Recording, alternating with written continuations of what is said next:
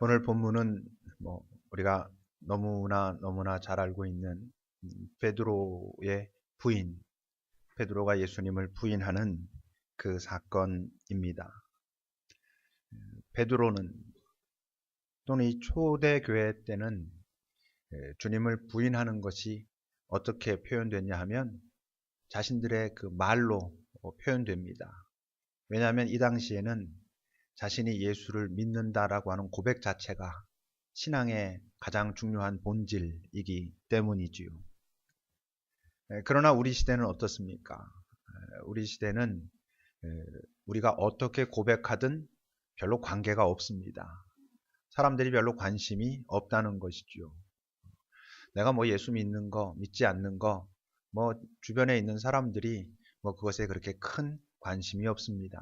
그래서 우리 시대는 예수를 부인하는 것이 무엇으로 드러나냐 하면 결국 우리의 삶의 자리에서 어떤 순간 내리는 선택, 그 선택이 내가 예수를 인정하는 선택인가, 인정하지 않는 선택인가 하는 것으로 어떤 의미에서 남에게 보인다기보단 스스로 인증하는 그런 모습으로 나타나죠. 그런데 잘 보면 부인의 방식은 다르지만 초대교회는 become Christian, 그리스도인이 되는 것, 그 고백 자체가 중요하고 지금은 be Christian, 그리스도인으로 살아가는 것, 그것이 중요하고 그래서 어떤 그 주님을 부인하는 방식은 다를지 모르지만 이유는 똑같지요. 왜 어떨 때 우리가 부인하겠습니까? 예수를 인정하는 게, 예수를 선택하는 게 손해처럼 느껴지고 그것이 뭔가 불편하게 느껴질 때 우리는 예수를 부인하게 될 가능성이 이제 있는 것이죠. 차라리 아무것도 더 이상 의지할 수가 없을 때, 또 다른 말로 하면 더 이상 뭔가를 잃어버릴 게 없을 때에 예수님을 붙드는 건 오히려 크게 어렵지 않을 수도 있습니다. 물론 예수님을 붙드는 방식이 원망일 수도 있고 절규일 수도 있고 간절한 어떤 정말 그분께 나아가가지고 금식함이 어떤 모습일 수도 있지만 어쨌건 더 이상 의지할 게 없을 때 예수를 붙드는 건 그래도 그것이 물론 더 힘들지도 모르지만 예수를 부인하지 않게 되는 건 더 쉬울 수 있을지 모르는데 문제는 이제 뭐냐 하면 예수를 선택하는 그 순간 뭔가 불편을 감수해야 될 때 그럴 때 예수를 부인하지 않고 지켜내는 게 그게 이제 쉽지 않은 것이죠. 예수를 선택하고자 하면 우리가 자주 경험하는 어떤 이익을 내가 피해봐야 할 때, 위협받을 때 또는 예수를 인정하고 예수의 마음을 따라가고자 하면 내 삶의 어떤 울타리, 좀 지키고 싶은 울타리가 뭔가 내가 열어야 되거나 내가 좀 더 다가서야 되거나 내 시간을, 내 마음을, 내 물질을 어떻게 좀 해야 될 때 이럴 때 우리는 불편함을 경험하지요. 또는 뭔가 내가 어디에 끌리고 있는데 그 끌림으로 이렇게 다가서려고 하다 보면 그분이 떠오르고 그분이 나를 불편하게 할 때 그분을 생각하면 그리로 가면 되지 않을 것 같을 때 우리는 예수를 부인하게 될 가능성 앞에 이제 직면하게 됩니다. 근데 여러분 예수를 부인한다는 게 뭐겠습니까? 여기는 우리가 예수를 부인한다는 건 다른 말로 표현하면 어떤 거냐 하면 이런 고백이죠. 사실은 나는 예수랑 별로 관계가 없어. 사실은, 실제는 이렇게 같이 있고 예배도 드리고 이러긴 하지만 정말 그분과 나는 어떤 깊은 관계가 있는 그런 사이는 아니야. 이게 여러분 예수를 부인하는 것입니다. 오늘 본문 56절, 57절 한번 보십시오. 베드로가 예수님을 부인합니다. 그러면서 말합니다. 이 여자여, 내가 그를 알지 못한다 라고 57절에서 말하죠. 그 앞에서 뭐라 그랬어요? 한 여종이 이 자가 그 예수와 같이 있었다 라고 말해요. 함께 있었다 그러는데 아니 내가 그를 알지 못해 그럽니다. 베드로가 지금 나 그랑 같이 있어 본 적 없어 라고 말하고 있는 것이 아닙니다. 그렇게 말할 수는 없지요. 같이 있었으니까. 그걸 본 사람들은 많으니까. 그러니까 이 말은 깊이 생각해 보면 어떤 뜻이냐면 내가 같이는 있었는데 사실은 그랑 별 관계 없어. 그랑 내가 어떤 깊은 관계를 맺고 있는 사이는 사실은 아니야 라는 고백일 수 있다는 것이죠. 우리가 이곳에서 하나님을 예배합니다. 이 공동체 안에 우리가 같이 있습니다. 근데 어쩌면 우리가 정말 삶의 어떤 순간 그것이 나에게 불이익을 감수하라 하고 뭔가 불편하고 나의 끌림을 예수 때문에 포기하고자 할 때 우리가 그걸 꼭 자각해서가 아니라 우리도 모르는 사이 무의식 속에서 나는 그와 사실은 관계없어 라는 색깔의 선택을 하고 있을 수 있다고 하는 것이죠. 종교인이라고 말할 때 그런 의미일 수 있을 겁니다. 주일이면 교회 가고 마누라가 가자 그래서 친구가 가자 그래서 팀장이 연락 오니까 가서 예배 자리에 있긴 한데 사실 내가 어떤 삶의 정말 결정적인 그 순간에 선택의 순간에 그와 관계가 있기 때문에 내리는 선택을 하는 것인가 하는 것은 다른 문제일 수 있다고 하는 거죠.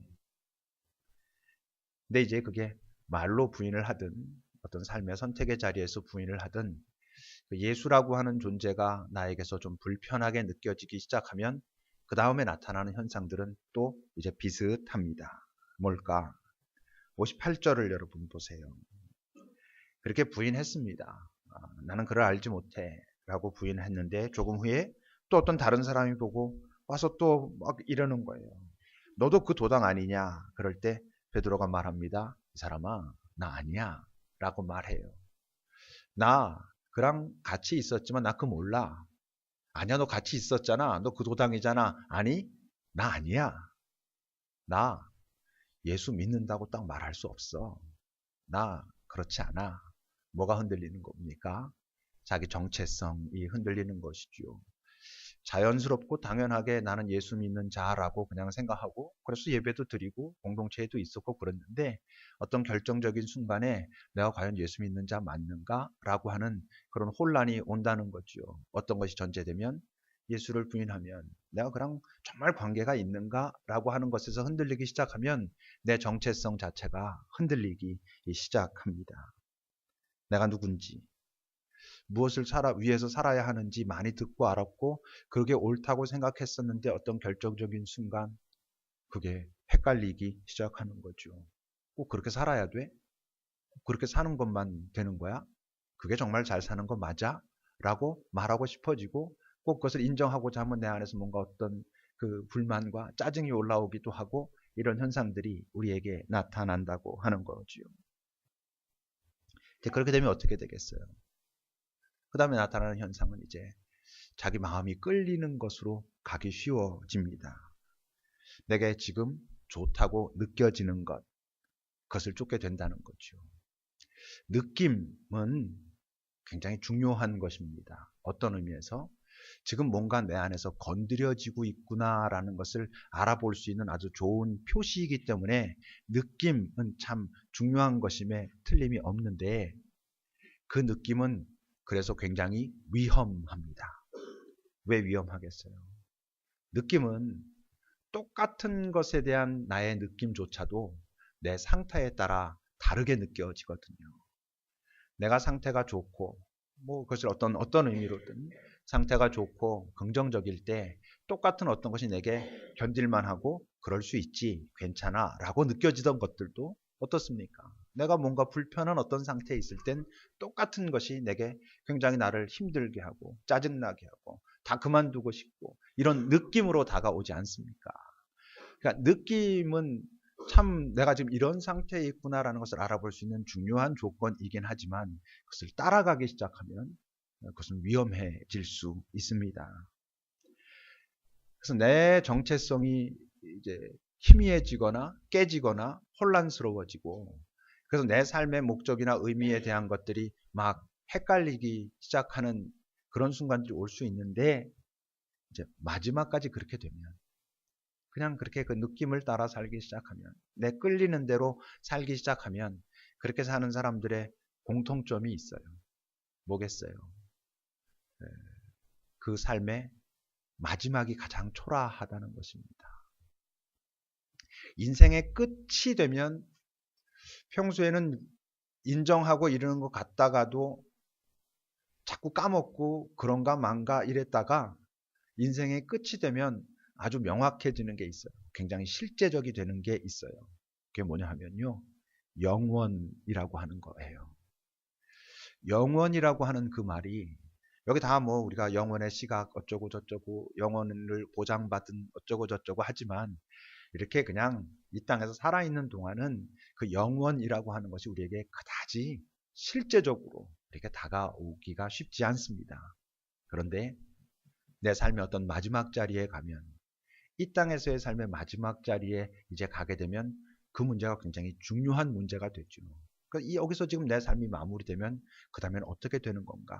정말 영원한 세상은 있어서 내가 하나님께로 가게 되는 게 맞지? 이게 굉장히 실제적이 되게 된다는 거죠. 근데 그냥 자기의 마음에 이끌리는 대로, 보기에 좋은 대로 그렇게 산 사람들은 바로 그 자리가 됐을 때 초라하다는 거예요. 왜 그러겠어요? 영원과 관계된 열매가 없으니까, 그 인생에. 그러니까 그 자리가 됐을 때 우리는 많이들 자기의 삶을 돌아보면서 후회하고 아쉬워하고 이런 경우들이 나타나게 되는 것이죠. 그러니까 이제 예수를 인정하지 않고, 뭐 불편하니까, 내 마음대로 하고 싶은데 뭐가 걸리니까, 그래서 그를 부인하고 그를 외면하고, 그러면서 자기가 의식하던 의식하지 못하던 자신의 정체성이 흔들리고, 그렇게 되면 그 뒤이어서 나타나는 현상이 뭐겠어요? 사람들에 대한 인식이 달라지는 것입니다. 그게 이제 또 막 헷갈리게 되는 것이죠. 내 주변에 있는 사람들, 이 사람이란 타인들이 갖고 있는 의미란 과연 뭘까?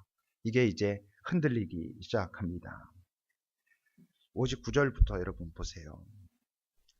이제 베드로가 두 번째 물어봤을 때, 아니야, 나 그를 믿는 자, 그와 함께 하는 자 아니야 라고 자기의 정체성이 지금 부인된 상태입니다. 그리고 1시간쯤 지나서 또 한 사람이 장담하면서 또 말합니다. 이는 갈릴리 사람이니 참으로 그와 함께 있었느니라 라고 말하는데, 베드로가 말합니다. 이 사람아, 나는 네가 하는 말이 뭔지 알지 못하겠어. 너 나한테 왜 이래? 너 나랑 무슨 관계가 있다고 지금 나한테 이러고 있어? 나 지금 네가 나에게 이러는 게 싫어. 우리는요, 나를 불편하게 하는 사람을 싫어하기 쉽지요. 그 사람이 나를 불편하게 했는데 왜 나는 지금 저 사람이 불편할까에 대한 그 근원을 따지기 이전에 나를 불편하게 한다는 이유 때문에 그냥 싫어할 수 있습니다. 근데 그것도 위험하잖아요. 그것도 이제 느낌인 것이죠. 그 불편함이 저 사람이 옳지 않고 정의가 아니고, 그렇기 때문에 내 안에 지금 정의에 대한 갈망이 있어서 그 부분을 건드리기 때문에 불편한 것인지, 내 안이 뭐가 훼손돼 있고 내 안에 뭐가 나쁘고 내가 가고자 하는 그 방향이 잘못되어 있는데 바로 가야 돼 라고 하는 옳은 소리가 들어왔을 때도 이게 불편할 수 있지 않겠어요? 부딪히니까. 그런데 불편한 것 때문에 그냥 싫을 수 있습니다. 그래서 예수가 부인되고 내 정체성이 흔들리게 되면 그때부터 관계는 옳으냐 그르냐를 떠나가지고 그냥 내게 우호적이냐, 이 만남이 내게 유리하냐, 이익이 되느냐에 의해 가지고 결정될 가능성이 많다고 하는 것이죠. 뭐가 실종되냐 하면, 그렇게 되면 이제 소위 서로 사랑이라고 하는 말이 실종되게 되어 있습니다.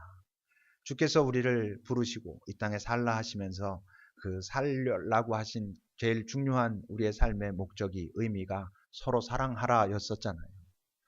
뭐 고린도전서 13장으로 하면 오래 참고 온유하고 시기하지 않고 기다리고 바라고 견디고, 이렇게 이제 실종되는 거죠. 왜? 내게 우호적인지 유리한지, 이것이 만남과 관계를 갖는 그 중요한 기준이 되니까. 그러니까 가벼워집니다.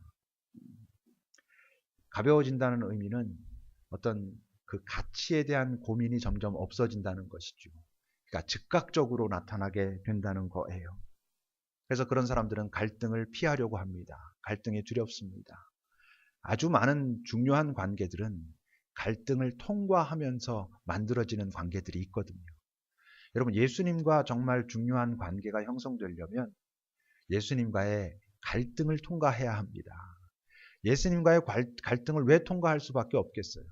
이 땅에서 우리가 익숙하게 살아왔던 그 삶이 예수님과 부딪힐 수밖에 없단 말이죠. 근데 그 갈등을 통과하지 않으려고 하면 우린 예수님과 피상적인 관계밖에는 맺을 수가 없고, 어떤 결정적인 순간이 오면 사실은 나는 그와 별 관계가 없어 하는 선택을 하게 된다는 것이죠. 그래서 의미보다는 이게 이익인지 재미인지, 그러면서 이제 거기에 또 새로운 나름대로의 자기가 합리화시켜 놓은 의미를 부여하기도 하지요. 요즘 이제 우리 청년들과 그런 얘기를 자주 나누고 있습니다. Why not? 꼭 왜 안 돼? 예수를 믿기 때문에 그게 꼭 안 된다고 말할 이유가 뭐야?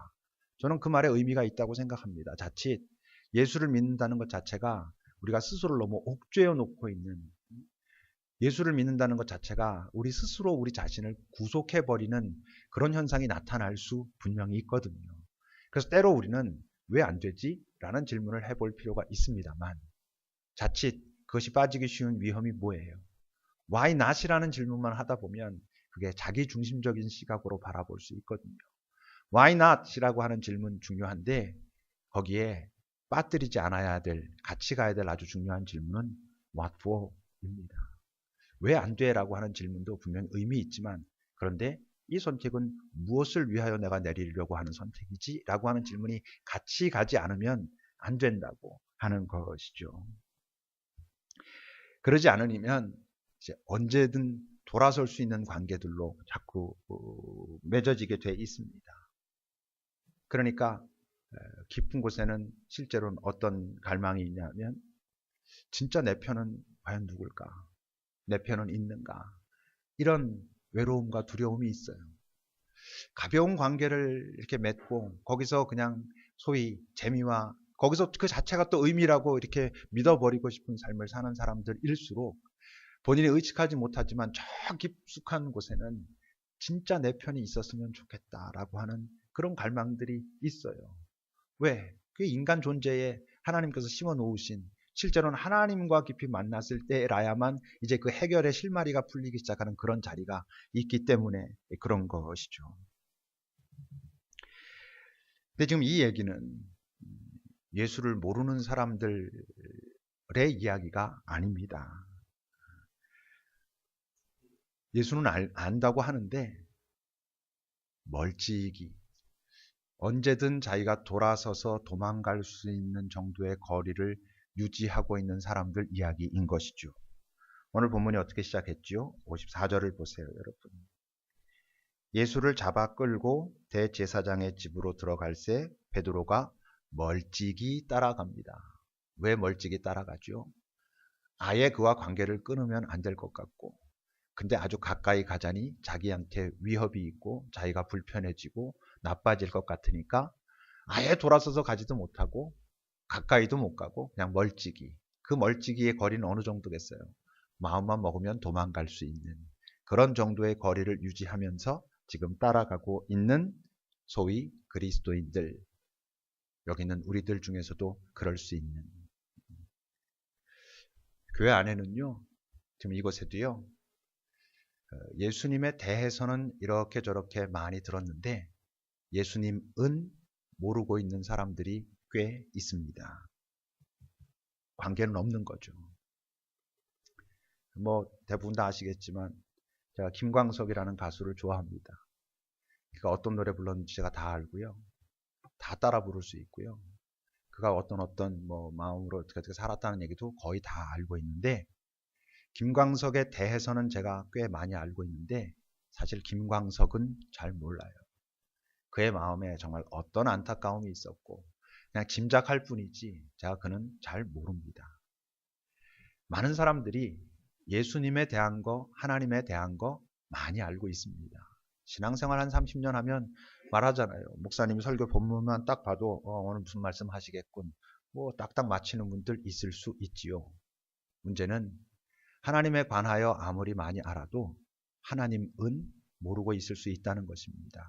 관계는 맺혀져 있지 않을 수 있다고 하는 거죠. 그들은 언제든 떠날 수 있어요. 왜? 멀찍이 떨어져 있거든요. 본인은 몰라요, 잘. 그게 언제 알게 돼요? 위협이 딱 닥쳐오면 알아요. 아, 내가 도망갈 수 있는 거리에 있었구나 라는 걸 알게 되죠. 더 정확하게 하면 알게 된다기보다는 드러나게 되는 것이죠. 다행인 건, 오늘 베드로에게 있어서 다행인 건, 베드로에게 있어서 다행이라면 우리에게도 다행인 건, 이제 그렇게 끝나진 않았다는 것이죠. 60절을 여러분 다시 보세요. 세 번째 그런 질문을 받았을 때 베드로가 말합니다. 이 사람아, 나는 네가 하는 말을 알지 못하겠어. 너 왜 나한테 이래? 너 나한테 왜 이렇게 비우호적이야? 너 왜 자꾸 나를 못 살게 굴어? 이랬을 때 어떻게 됐다고요? 닭이 곧 울더라 그럽니다. 닭이 울었습니다. 이게 참 다행인 게 닭이 울은 소리를 베드로만 들었을까요? 거기 있는 모든 사람이 들었겠죠. 적어도 그 들을 만한 거리에 있던 사람들은 꽤 많이 들었겠지만 이 닭 울음소리는 예수 경험이 있었기 때문에 베드로에게 뭔가 딱 다가온 것이죠. 다른 사람들에겐 그냥 닭 우는 소리죠. 그게 무슨 의미가 있겠습니까? 근데 베드로는 의미가 있는 소리로 들려온 거죠. 그런 점에서 보면 예수에 관해서 알고 있는 것도 참 다행인 것이죠. 여기에 이렇게 앉아 있어서 사실 내가 지금 예수님과 깊은 관계를 맺고 있지 못한 거 바로 내 얘기네 라고 해도 참 다행인 건 예수에 관해서 이렇게 듣고 있다는 건 어느 순간 내게 닭 울음소리가 들려왔을 때 예수에 관해서 전혀 알지 못하는 사람은 그저 닭 울음소리인데 그 닭 울음소리를 통해 가지고 베드로는 뭘 들었어요? 예수님이 전에 네가 닭 울기 전에 나를 3번 부인할 거야 라고 했던 그 닭 울음소리에 담겨 놓으셨던 예수님께서 하셨던 나를 향한 섬세한 배려의 음성이 이제 들리게 된다고 하는 것이죠. 그것을 듣습니다. 예수님이 나에게 그렇게 말씀하셨고 그게 내게 이제 그 울음소리를 통해서 자각되게 됐어요. 근데 문제는 뭐냐면요. 그 닭 울음소리를 통해서 예수님을 대면할 때만 의미가 있는 것입니다. 우리에게 닭 울음소리는 어떻게 들려오겠어요? 우리의 내면에서 들려오기도 하고 내 주변에 신앙 공동체에 있는 사람을 통해서 또는 전혀 신앙이 없는 사람을 통해서도 닭 울음소리는 내게 들려주실 수 있어요. 물론 닭 울음소리를 가장 잘 들을 수 있는 곳은 아마도 예배 아니겠습니까? 이것을 통해서 우리가 닭 울음소리를 나에게 주님께서 건드리고자 하시는 그곳이 건드려지는 소리를 우리가 들을 수 있고 들어야 하죠. 그런데 그 소리가 들려올 때에 그 소리를 통해서 주님 앞에 대면하고자 하는 시도를 하지 않으면 문제는 뭐냐 하면 이제 그 소리가 점점 희미해진다는 것입니다. 나중엔 그냥 닭 울음소리일 뿐인 것이죠. 다른 사람들이 그저 닭 울음소리를 듣듯이 내게도 그저 닭 울음소리로만 들려지고 말게 된다는 거죠. 근데 다행히도 베드로는 어떻게 합니까? 61절 여러분 앞부분을 보면 주께서 돌이켜 베드로를 보셨습니다. 근데 여러분 주님께서 이렇게 돌이켜서 베드로를 본 것만큼 중요한 게 뭐겠어요? 베드로가 그 눈빛을 피하지 않았다는 것입니다. 만약에 여러분 베드로가 3번 부인하고 닭울음소리가 딱 들렸을 때 아차 하고는 예수님이 자기를 돌아보는 그 눈빛을 피했다면 어땠을 것 같아요? 그는 주님께로 돌아오는 것이 그 길이 훨씬 오래 걸렸을 것입니다. 훨씬 어려웠을 것입니다. 왜? 더 깊은 죄책감과 그 부끄러움과 그런 마음들을 해결할 수 있는 방법이 별로 없기 때문에 그렇죠. 여러분 만약 가룟 유다가 말이에요. 마지막 만찬 자리에 있었잖아요. 예수님이 이 그릇에다 나랑 같이 손 넣는 놈이 나 팔 거야 이러셨습니다. 유다가 거기 이렇게 같이 넣고 있었거든요. 그럼 접니까? 그때 예수님께서 그를 바라보시면서 네가 지금 말하였다. 네가 지금 말하고 있잖아 임마. 라고 하셨을 때 틀림없이 예수님은 유다를 보셨을 거고요. 아마 제 생각엔 유다는 그 예수님의 눈빛을 제대로 보지 못했을 것입니다. 만약 봤다면 예수님이 어떤 눈빛이겠어요? 넌 태어나지 말았어야 됐어. 넌 완전히 인생에 완전히 뭐야 이러면서 그렇게 비난하고 핍박하고 이런 표정이었겠습니까? 안타까움이죠. 네가 지금 이 선택을 계속 유지해 가면 이 사람아, 네가 이 땅에 태어난 의미가 상실되는 거야. 차라리 너 이 땅에 태어나지 않았으면 좋았을 거라고 네가 탄식하게 될지도 몰라. 라고 하는 그 안타까움이 그분의 눈빛에 왜 없었겠습니까? 근데 아마 유다는 그걸 보지 못했을 거고요. 그 다음에 일이 진행되는 걸 보면서 그는 자기 스스로 그 문제를 해결해야 한다고 하는 그 두려움과 죄책감 때문에 아주 극단적인 선택을 하게 되지요. 바로 그 예수님의 눈빛과 마주쳤기 때문에, 그리고 그 눈빛을 통해 가지고 전에 예수님께서 자기를 향해서 아주 섬세하게 그분이 알고 계셨구나. 내게 이런 순간이 올 거라는 걸 그분은 이미 알고 계셨구나. 그래서 나한테 네가 나를 3번 부인할 거야. 다국이 울기 전에 라고 하셨구나 라는 걸 알았기 때문에 62절 보면 어떻게 합니까? 그가 밖에 나가서 심히 통곡했다 합니다. 왜 울겠어요? 그분이 아셨구나. 그분이 근데 아직도 나를 포기하지 않으신다고 표현하시는구나, 내게. 그러니까 너무 죄송하고, 너무 부끄럽고, 안타깝고, 그러고 있는 자기 자신이 한심하기도 하고, 그래서 통곡하지요. 근데 또 문제는 뭐라고요? 그 통곡이 베드로를 변화시켰냐 하는 것이죠. 이렇게 울고 나서 베드로가 변했습니까? 변하지 않았습니다. 변했다면 따라가야 된다니까요. 따라가지 않잖아요. 여전히 멀찍이 있지요. 근데 중요한 건 이게 변한 것 같지 않지만 변해가는 과정이었었다는 거죠. 이 통곡 한 번이 베드로를 변하게 하지는 못했지만 이 통곡은 분명히 주님께로 더 가까이 다가가고 있는 아주 중요한 과정이었었거든요. 문제는 뭐예요? 통곡이 그 사람을 변화시키지 못한, 지금 당장 울었는데 변화되지 않았다는 그것이 문제가 아니고, 통곡으로 점철되는 인생, 통곡뿐인 인생, 마지막까지 통곡만 하다가 끝나는 인생. 다른 말로 하면 마음은 원이로 돼 육신은 연약하여로 인생 끝까지 가는 인생이 문제인 것이죠. 통곡 한 번이 우리를 바꾸지 못할 수 있습니다. 우리 모두 다 그걸 인정해야 될 겁니다, 아마. 그런데 그 통곡이 아주 조금이지만, 사람들은 모르지만 내 안에 있는 어떤 움직임이 조금 더 예수님께 가까이 가고자 하는 그런 갈망을 일으켰는가 하는 것은 확인해야 되는 것이고, 그러지 않다 보면 그냥 통곡만 하다가 그저 여전히 멀찍이 언제든지 도망갈 준비하면서 그렇게 하고 있을 수 있지요. 그런 길을 왜 잃습니까? 왜 잃어버립니까? 인도자를 놓치니까. 처음 가는 길에 가이드가 있는데 그 가이드를 놓치니까 우리가 길을 잃어버립니다.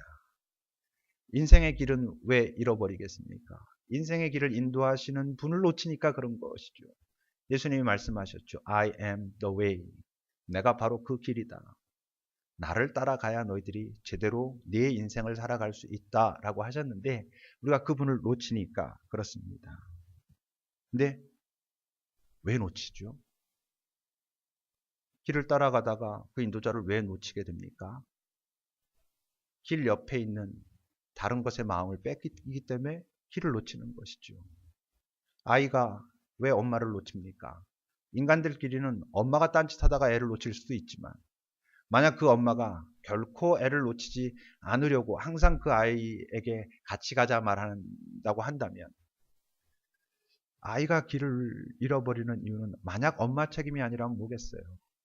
그래도 인간들끼리는 다 엄마 책임이라고 할 수밖에 없게 되겠지만, 아이를 왜 그냥 내버려뒀어? 이렇게. 근데 자기가 선택하고 있다고 한다면, 아이가 저기 좋은 게 있어가지고, 사실은 좋아 보이는 게 있어가지고 거기 가서 정신 팔려서 하고 있다가 오늘 정신 차려 보니까 엄마가 없어진 거죠. 그래서 울기 시작하는 것이죠. 길 옆에 좋아 보이는 것을 따라간다는 게 뭐겠어요? 내게 어떤 어려움이 닥쳐오면 그 어려움이 무엇을 의미하느냐를 생각하기도 전에 어떻게 해서든 무슨 수를 써서든 이 어려움에서 빨리 벗어나야 한다라고 하는 성급한 시도들.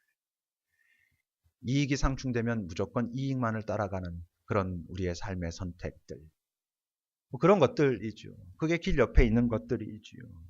쾌락에 사로잡혀서 즐거움에, 짜릿함에 그걸 결코 포기할 수 없을 것 같은 그런 어떤 선택들이 길 옆에 있고 그거의 마음을 우리가 빼앗기게 되면 인도자를 놓치게 되는 것이죠.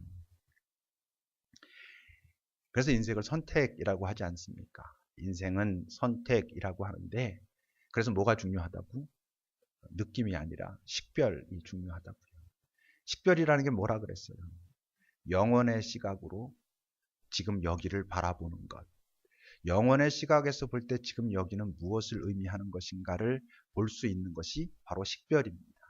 지금 여기에서 일어나고 있는 내 느낌을 신뢰하는 게 아니라 지금 이 자리가 하나님의 시각으로, 예수님의 시각으로, 다시 말하면 영혼의 시각으로 볼 때는 무엇을 의미하는가 하는 것을 보는 것. 그게 여러분 식별이고, 그래서 우리는 주님 앞에서 꼭 식별의 능력을 구해야 하고 그것을 위해서 훈련해야 하고, 그래서 그 식별을 조금씩 배우기 시작하면 그것을 선택할 수 있는 용기와 힘도 구해야 하고, 선택했다면 그 다음엔 성실할 줄 아는, 집중할 줄 아는, 그것도 구하고 훈련하고 노력해야 하고, 그러면서도 여전히 주님 저와 동행하소서, 내가 주를 따라가게 하소서라는 것을 놓치지 않아야 한다고 하는 것이죠. 저는 여러분들에게 이 사순절이 바로 주님과 그런 대화를 좀 깊이 나누는, 주님, 제가 오랫동안 주님과 함께 있었다라고는 하지만 항상 멀찍이 언제든 돌아설 수 있을 만한 거리에서 그렇게 따라가는 자로 살지 않고 정말 가까이 내 주님께서 내게 가자 하시는 곳에 주의 손 붙들고 그렇게 걸어가는, 때론 그것이 저 길 옆에 있는 것보다 나빠 보일 수도 있고 길 옆으로 가면 훨씬 더 재미있고 좋아 보일 수도 있긴 할지 모를지라도, 그래도 내가 끝까지 한번 붙어 있을 수 있는 그런 은혜를 주십시오 라고 하는 그런 대화가 깊이 이루어지는 시간들이 될 수 있기를 바랍니다. 여러분, 어린아이가 엄마를 놓고 저 길 옆에 있는 대로 가면 좋을 것 같아요? 나쁠 것 같아요? 좋죠. 좋으니까 가는 것입니다. 잠시 동안 좋지요. 그러다 어느 순간 내가 엄마를 잃어버렸네라는 걸 깨닫게 되는 순간 이제 울기 시작하죠. 인간 사회에서는 엄마 잃어버렸네라고 울어도 엄마가 그 아이를 다시 못 찾을 수도 있지만, 다행인 건 우리가 내가 길을 놓쳐버렸네, 내가 길 옆에 있는 것에 마음을 빼앗겨가지고 인도자를 놓쳐버렸네라고 자각하고 그 인도자를 부를 수 있다면, 진심으로, 그러면 그분은 분명히 나를 다시 찾아오시고 나를 이끌어 가실 것입니다만, 문제는 너무 늦으면 안 되지 않겠어요? 여전히 그 길 옆에 있는 것들만 좋다라고 그렇게만 살아가면 안 될 것 아니겠어요? 이 사순절, 여러분들의 그 삶의 길이 지금 어디에 있는지, 어느 위에 있는지, 혹시 너무 길 옆에 나와 있지는 않은지 잘 확인해 보면서 주님과 좀 더 가까이 다가서는 그런 시간들이 되실 수 있기를 주께서 기대하고 기다리고 계실 것입니다. 기도합시다.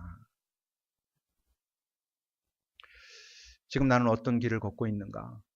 내 주님과 함께 걷고 있는지, 아니면 그저 내가 보기에 좋은 것, 그냥 거기에만 마음을 뺏긴 채 왜 안 되는데 라고만 하고 있는 것은 혹시 아닌지 한번 잘 살펴보면서 내 이 선택에는 정말 이것이 무엇을 위한 것인가에 대한 고민도 같이 담겨 있는지 한번 살펴보시는 그런 시간이 되기를 바랍니다.